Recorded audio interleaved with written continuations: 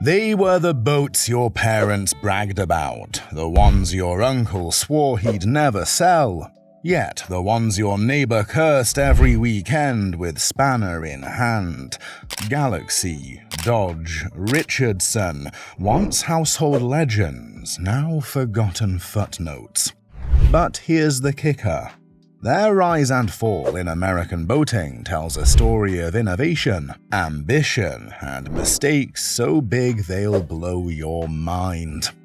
In the 1970s, Galaxie boats were everywhere. Though to keep things straight, there were actually two builders with nearly the same name. Galaxie Boat Company in South Carolina and Galaxie Boat Works in Texas both produced affordable fiberglass runabouts and ski boats. Most families never noticed the spelling difference. At the lake, they were all just Galaxie, and that was good enough. These boats were the ticket into boating for middle-class America. A Johnson or Evinrude bolted to the back, some glitter in the gel coat, and suddenly Dad could claim he was keeping up with the Glastrons without draining the family savings. One old owner once joked his Galaxie was the cheapest way I ever made my kids think we were rich. Of course, bargain boats had their quirks. Gel coat cracked, hardware rattled, and hulls didn't always age gracefully.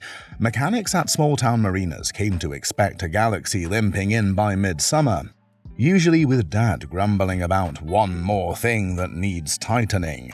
But despite the creaks and groans, families adored them. Kids learned to ski behind them, teens snuck their first lake dates in them, and countless families got their first taste of boating freedom thanks to Galaxie. The brand may have faded, but the memories stuck, noisy, imperfect, and unforgettable. Born in Moorhead, Minnesota in 1961, Silverline was a true heartland brand. These boats weren't about glamour or speed records. They were about families piling in with a cooler, a dog, and maybe a kid or two still in their pajamas. If Galaxie was the budget ticket into boating, Silverline was the steady station wagon that always started. Maybe not flashy, but dependable. Silverlines were simple fiberglass runabouts and fishing boats, usually powered by modest Johnson, Mercury, or Evinrude outboards. A 70-horse motor could pull kids on a tube until their arms gave out, then idle quietly for Dad's evening walleye session. One owner remembered his Silverline as the only boat on the lake that never refused to start, even if it smelled like outboard fumes for a week. And let's not forget the looks.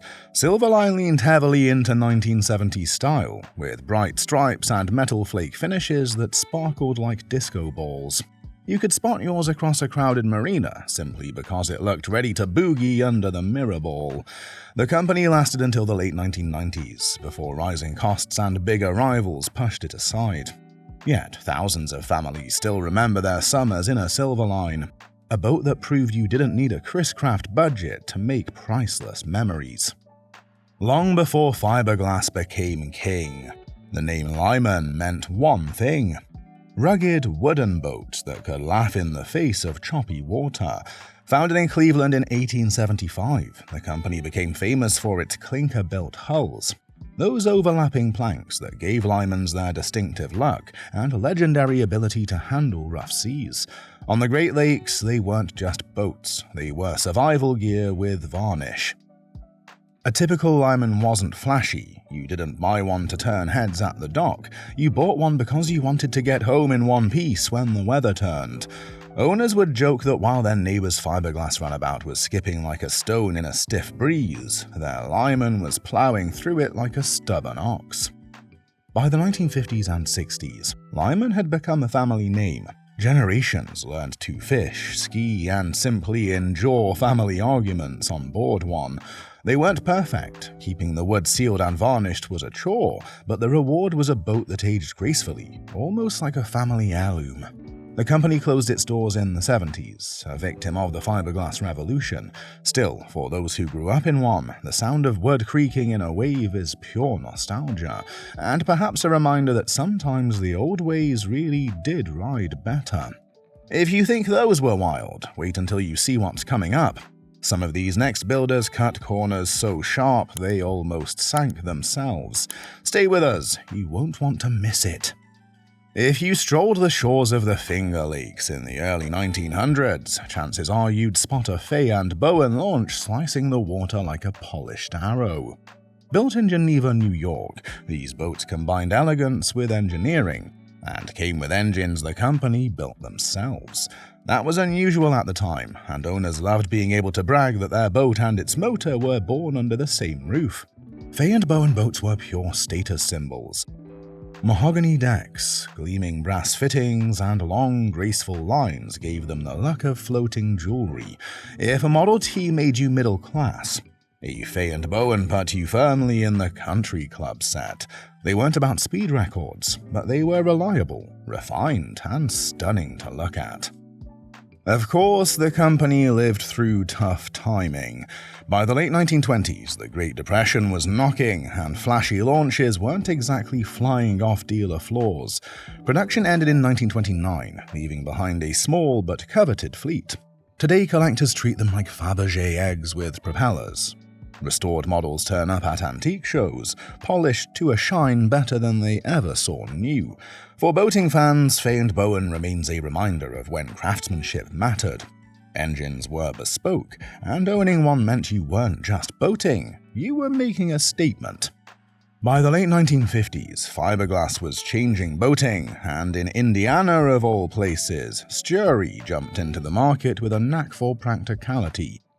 While other builders chased flashy ski boats, Steury specialized in small cruisers and runabouts that families could actually afford. Their most memorable creations: the quirky little houseboat series, floating campers on hulls barely big enough to carry the dream. People loved them because they made boating feel accessible. You didn't need to be a millionaire to spend a night on the water. Families would pack coolers, cram kids into bunks the size of shoeboxes, and call it an adventure. Many remember those trips less for the comfort, which was minimal, and more for the stories that followed. One former owner recalled waking up with a foot in his face and deciding that houseboat was probably a generous label. Sturi's runabouts were equally popular. Solid, dependable, and no nonsense, they gave Middle America a way to enjoy lakes and rivers without breaking the bank. But as bigger brands muscled in with flashier marketing, Sturi struggled. By the 1980s, the name had faded. Still, their boats left a mark. Ask anyone who grew up with one and you'll hear laughter about cramped bunks, damp cabins, and summers that felt like adventures on a floating shoebox. Imperial boats had the kind of name that promised grandeur. Imperial sounded like something fit for kings. In reality, they were more like the Chevy Malibu of boating. Sharp looks, affordable, and just enough flash to fool the neighbors. Built mostly by the Imperial Boat Company in Indiana from the 1970s through the 1990s, they became a common sight at lakes across the Midwest and South. From the dock, an Imperial looked the part. Sleek lines, bright gel coat, and interiors with just enough chrome trim to catch the sun. Many a proud dad claimed he got the deal of a decade, and for a summer or two it felt true. Teenagers loved them for pulling skiers, while families used them for everything from fishing trips to lazy Sunday cruises. One former owner laughed that his Imperial looked like a Sea Ray until you got close enough to hear the squeaks. But the reality was durability wasn't its strong suit. Gelcoat crazed, hardware loosened, and soft floors appeared quicker than anyone hoped. Still, they filled their role perfectly. They got families on the water without breaking the bank. Imperial may not have left behind a dynasty of heirloom boats, but they left countless stories of sunburned kids, waterlogged coolers, and those summers where cheap and cheerful was more than good enough. When Horace Dodge Jr. set his sights on the water in the 1920s, he wasn't thinking about humble fishing skiffs. He wanted floating Packards, mahogany speedboats with the kind of shine that made people stop mid-step on the dock. Dodge boats started in Michigan, then expanded to a large plant in Newport News, Virginia. turning out luxury wooden runabouts that looked like sports cars with propellers. They had varnished decks polished to a mirror finish and engines that could embarrass a roadster on calm water. One early owner reportedly bragged that his Dodge outran everything but the bartender's last call. It was part brag, part truth. These boats had serious power for their time, and they looked good doing it. But the Great Depression brought reality crashing in. Flashy mahogany toys weren't high on anyone's shopping list, and by 1936, Dodge's boat division was shuttered. A short run, but a memorable one. Today, surviving Dodge boats are showstoppers. Restorers spend years bringing them back, and when one glides across a lake, it's like Gatsby himself is throwing a party. Dodge may not have lasted, but for a brief moment, the proved horsepower could be just as intoxicating on water as it was on land. If you spent summers on the Great Lakes before fiberglass took over, chances are you saw a Richardson. Built in North Tonawanda, New York from 1909 to 1962, these wooden cruisers were a common sight at marinas, often described as floating cottages thanks to their roomy layouts and sturdy build. Richardsons weren't designed to turn heads with flash. They were workhorses, dependable and comfortable, with deep keels and broad beams that handled choppy water with ease. Owners proudly claimed that their Richardson could cross Lake Erie without spilling coffee in the galley, and if you've ever seen Lake Erie on a windy day, you'll know that's no small boast. Many families practically lived on them during the summer. One owner recalled how his kids slept on deck under canvas tarps, while he and his wife brewed coffee on the kerosene stove below. They weren't glamorous memories, but they were the kind you never forget. By the 1960s, though, fiberglass boats were lighter, faster, and cheaper, and Richardson couldn't keep up. The company shut its doors in 1962, leaving behind thousands of fondly remembered hulls. Today, restored Richardsons are treasured for their craftsmanship, standing as reminders of an era when durability and family cruising mattered more than glitter and flash. Founded in Charleston, South Carolina in 1958, Renken boats became one of the largest family-run boat builders in America. For nearly 4 decades, they churned out affordable runabouts and small cruisers that brought countless families onto the water. If you wanted a boat that fit your budget and got you skiing or fishing by Saturday, Renken was often the answer. But here's the rub: affordability came with a price. Over time, the brand earned the less-than-flattering nickname Stinkin' Renken. Soft decks, thin laminates, and hardware that seemed allergic to salt water didn't do their reputation any favors. Mechanics joked that if you wanted job security, just set up shop near a Renken dealer. Still, thousands of families loved theirs. One owner remembered stuffing 10 kids and 2 Labradors into a Renken bowrider, then wondering why the freeboard suddenly looked an inch lower. Another said his boat leaked so predictably that bailing it out was just part of the charm. The company folded in 1995, but the Renken story didn't end there. The Renken family went on to found Sea Fox Boats, which is still around today, so in a way, Stinkin' Renken gave birth to a sturdier legacy, proof that even flawed boats can leave behind a lasting wake. Few brands embodied 1970s attitude quite like GW Invader. Founded in Indiana by Arne Gray and George Woolridge, they specialized in small, sporty fiberglass boats with more style than sense. Their most famous creation, a 10-foot rocket of a speedboat that looked like a toy but could hit jaw-dropping speeds if you strapped on enough horsepower. Invaders weren't about comfort. With a low, sharp profile and metal flake gel coat that sparkled like a custom hot rod, they were made for one thing: showing off. Owners treated them like waterborne muscle cars.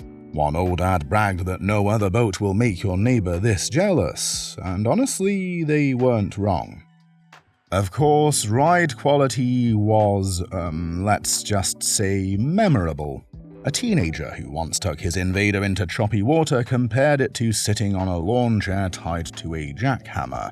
But on smooth lakes, nothing matched the thrill. You weren't boating, you were buzzing around like a fiberglass mosquito. Rooster tail flying. By the late 1980s, Invader fizzled out, a victim of liability, market changes, and the fact that not everyone wanted to risk their spine for speed. But those tiny rockets live on as cult classics.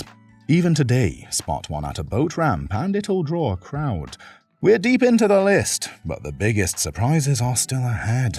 Stick around, drop a like, and trust me, the final names will shock you in ways you didn't expect. If Mahogany ever had a rock star, it was Gar Wood. Garfield Wood wasn't just a boat builder. He was a speed freak and showman who believed boats should go faster than most people thought sensible. From the 1920s through the 40s, Gar Wood boats became the Rolls-Royce of the water, and not just for their gleaming mahogany hulls. They were performance machines that broke speed records while looking like art pieces. Gar Wood runabouts were the choice of Hollywood stars, industrial magnates, and anyone who wanted to make a dramatic entrance at the marina. Their engines roared like thunder, and their varnished decks sparkled in the sun. One story has Garfield Wood himself racing his boats against airplanes, and sometimes winning, because simply boating wasn't enough of a thrill. The company's heyday was short, though. By the late 40s, demand for expensive wooden speedboats waned as fiberglass began creeping in. Maintaining all that mahogany wasn't for the faint of heart or the light of wallet. The brand shuttered in 1947, leaving behind boats that became prized collector's items. Today, a restored Gar Wood at a classic boat show is like seeing Elvis step out of a Cadillac. They're rare, they're glamorous, and they remind everyone that once upon a time, speed and style truly shared the same deck. Trojan boats, founded in Lancaster, Pennsylvania in 1949, quickly became one of America's best-known names in mid-size cruisers and yachts. By the 1960s and 70s, if you strolled through a marina on the East Coast, odds were you'd pass a line of Trojans gleaming at their slips. They had a reputation for stylish fiberglass cruisers that looked upscale without quite carrying Chris-Craft prices. Models like the Trojan F-Series defined the brand. Family-friendly cruisers that balanced comfort, performance, and just enough luxury to impress your neighbors. Owners loved the spacious cabins and practical layouts. Some even joked that their Trojan felt more like a floating condo than a boat, which was either a compliment or a complaint depending on how much you enjoyed family togetherness at sea. But the 1980s brought choppier waters. Trojan's financial troubles, shifting ownership, and increased competition left them struggling. By the early 90s, the brand was gone, a casualty of overextension and a changing market that demanded more innovation than Trojan could deliver. Still, nostalgia runs deep. Ask a boater who owned a Trojan in the 70s, and they'll tell you about summer weekends spent in marinas, barbecue smoke drifting off the dock, and the quiet comfort of a boat that, while not perfect, felt like home afloat. When Chrysler decided to jump into the boat business in the mid-1960s, it sounded like a sure thing. After all, if you can build cars, why not boats? Chrysler Marine launched with fiberglass runabouts and cruisers, powered, of course, by Chrysler's own engines. For a while, the idea worked. Buyers liked the sleek styling and the fact they could say, "My boat has the same badge as my car." The lineup included flashy ski boats, practical cruisers, and even a few sporty models that turned heads. The engineering, however, didn't always live up to the marketing. Quality control became a sticking point. One owner joked that his Chrysler boat came with extra creaks and rattles included at no charge. Still, plenty of families happily used them for tubing, fishing, and Sunday cruises. Chrysler also tried to muscle into outboard motors, with big, bold designs that looked impressive but sometimes frustrated mechanics. As the 1970s wore on, the auto giant's financial troubles spread into its marine division. By 1980, Chrysler bowed out of boating altogether, selling off the line. Today, Chrysler Marine is remembered as a bold experiment that never quite matched the car division's success. But for those who owned one, it was still a ticket to summers on the water, squeaks, rattles, and all. Few boat brands screamed modern America louder than Glastron. Founded in Texas in 1956, Glastron didn't just build boats, they built icons. By blending sharp fiberglass styling with a flair for marketing, Glastron became one of the most recognizable names in boating from the 60s through the 80s. Their boats were fast, flashy, and sometimes downright futuristic. The Glastron DT-150 even became a movie star, leaping 110 feet across a Louisiana bayou in the Bond film Live and Let Die. Dealers could hardly keep up with demand afterward. One customer joked that owning a Glastron felt like having a Corvette for the water, only with a better chance of getting the whole family involved. Models like the Carlson series, with wild metal flake finishes and muscle car styling, defined the brand's image. Glastrons weren't just for cruising. They were for showing off, for pulling skiers with style, and for making an entrance at the marina. But success didn't last forever. Corporate ownership changes in the 80s and 90s diluted the magic, and competitors caught up.